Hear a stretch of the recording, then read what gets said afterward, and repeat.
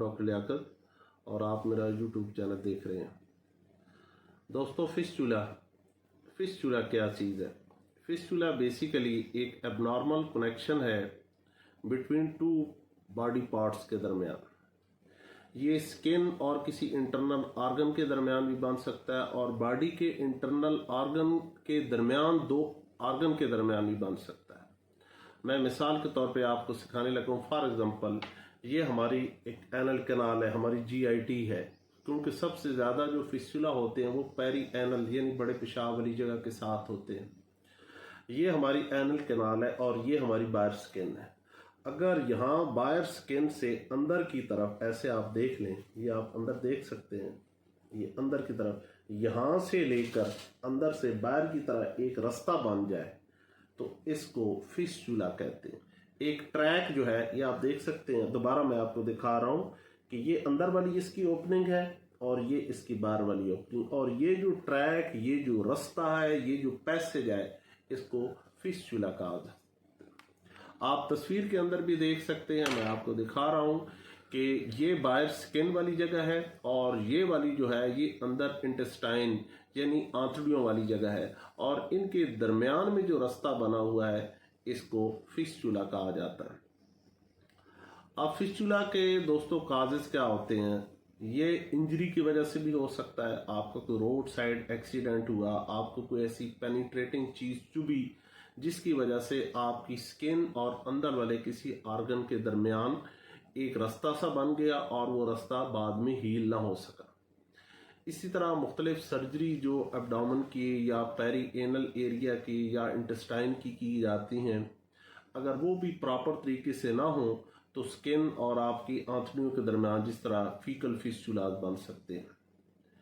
जैसे पिछली वीडियोस के अंदर मैंने आपको बताया था कि अगर आपका साइनस है, कोई बॉयल बना है पेरी एनल एरिया में या किसी जिस्म के और पार्ट के ऊपर, और उस इन्फेक्शन को प्रॉपर तरीके से कंट्रोल नहीं किया जाता, वो लंबे अरसे के लिए चलती रहती है, तो ये sinus later on internal organ को भी इन्वेड करके उसको खा जाता है और एक ट्रैक दोनों साइड पे बन जाता है, जिसको हम इन्फ्लेमेटरी फिस्चुला भी कहते हैं।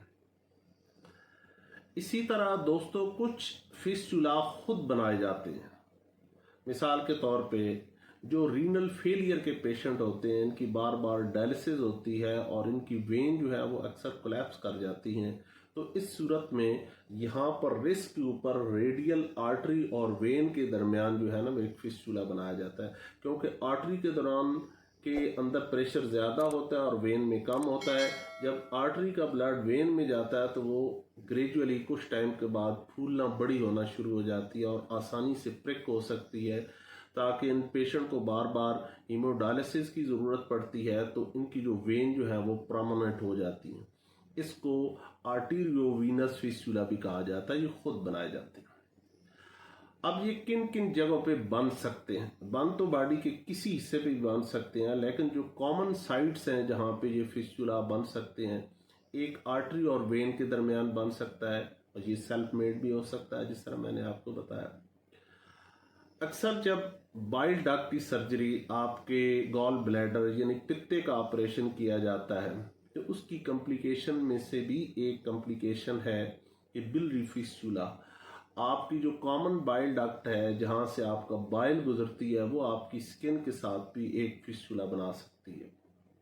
इसी तरह ट्रेकिया और इसोफेगस, हमारी सांस की जो नाली है और हमारी जो खाने वाली नाली है, गजा की नाली है, जिसको हम इसोफेगस कहते हैं, अगर इनमें से किसी की भी कोई सर्जरी हो या इन दोनों के दरमियान में कोई एब्सेस बन जाए, तो ये ट्रेकिया और इसोफेगस ये आपस में भी जुड़ सकते हैं, जिसको ट्रेकियो इसोफिजियल फिस्चुला कहा जाता है।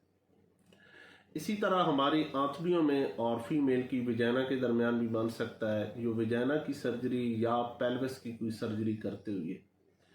इसी तरह कोलन और बॉडी के दरमियान बन सकता है, क्योंकि कोलन की सर्जरी, जो बड़ी आंत है हमारी, उसकी सर्जरी होने के बाद अगर वहाँ पे कोई एनास्टोमोसिस की जाती है, आंतड़ियों के दोनों हिस्सों को आपस में जोड़ा जाता है और वो पराकत तरीके से जुड़ती नहीं है, वहाँ से लीकेज हो जाती है, तो इस लीकेज की वजह से आपकी स्किन के ऊपर से भी फीकल मैटर बाहर आना शुरू हो जाता है, जिसको हम फीकल फिस्चुला भी कहते हैं। इसी तरह ये एक आर्टरी और वेन्स के दरमियान अगर लंग्स के अंदर ये बन जाता है तो ये बहुत डेंजरस होता है, क्योंकि आपका जो आर्टीरियल ब्लड होता है जिसके अंदर आपकी ऑक्सीजन होती है और न्यूट्रिएंट होते हैं, इनकी आपस में दोनों की मिक्सिंग हो जाती है, जिसकी वजह से आपकी ऑक्सीजन की यूटिलाइजेशन प्रॉपर लंग्स के अंदर नहीं हो सकती। और सबसे कॉमन और सबसे मुश्किल जो फिस्चुला है वो पेरिएनल फिस्चुला है, यानी आपके बड़े पखाने के साथ वाला, पेरी से मुराद साथ वाला एरिया, एनल कैनाल के साथ वाला जो एरिया है, यहाँ के जो फिस्चुला होते हैं ये सबसे इम्पॉर्टेंट है और ये सबसे मुश्किल भी हैं ट्रीट करने। इसको हम आगे जाके एक अलग वीडियो के अंदर डिस्कस करेंगे। अब इनकी टाइप्स कौन सी हैं?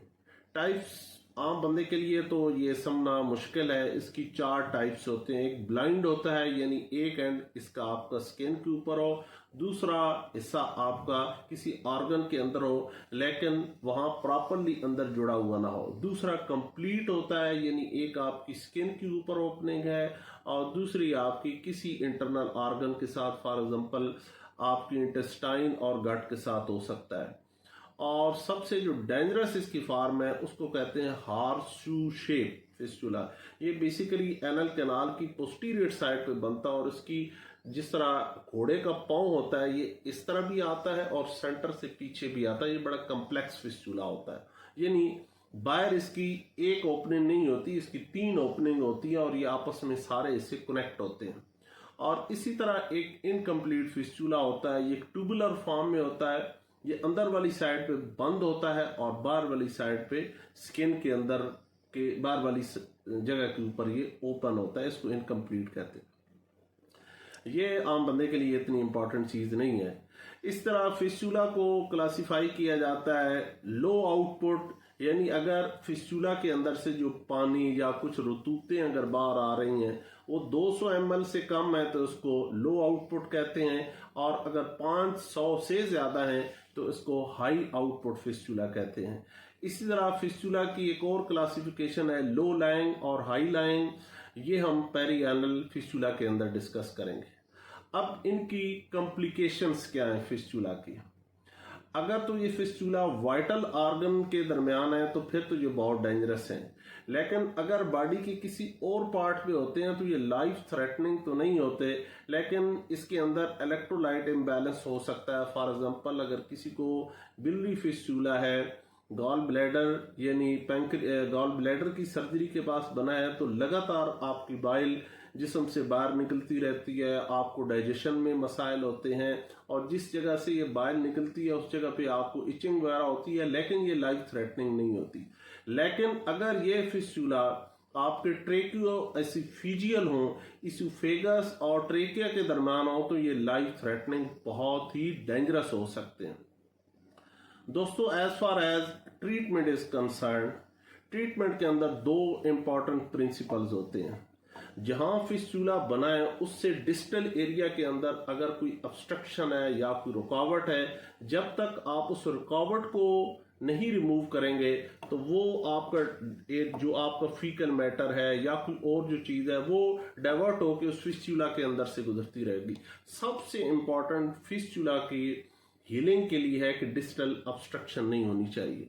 और दूसरी चीज ये है कि ये जो फिस्टुला है इसका जो पूरा ट्रैक है, ग्रेनुलेशन टिश्यू होता है, इंटरनल ओपनिंग से लेके एक्सटर्नल ओपनिंग तक, इस तमाम एपिथेलियलाइज एरिया को रिमूव करना होता है। जब तक आप इसको एक्सरसाइज नहीं करेंगे ये कभी भी ठीक नहीं होगा। दोस्तों, आज के लिए इतना ही। मिलते हैं अगली वीडियो में, और अगली वीडियो के अंदर एक इम्पॉर्टेंट टॉपिक है जिसके अंदर हम पेरिएनल फिस्टुला को डिस्कस करेंगे। अल्लाह हाफिज। पाकिस्तान जिंदाबाद।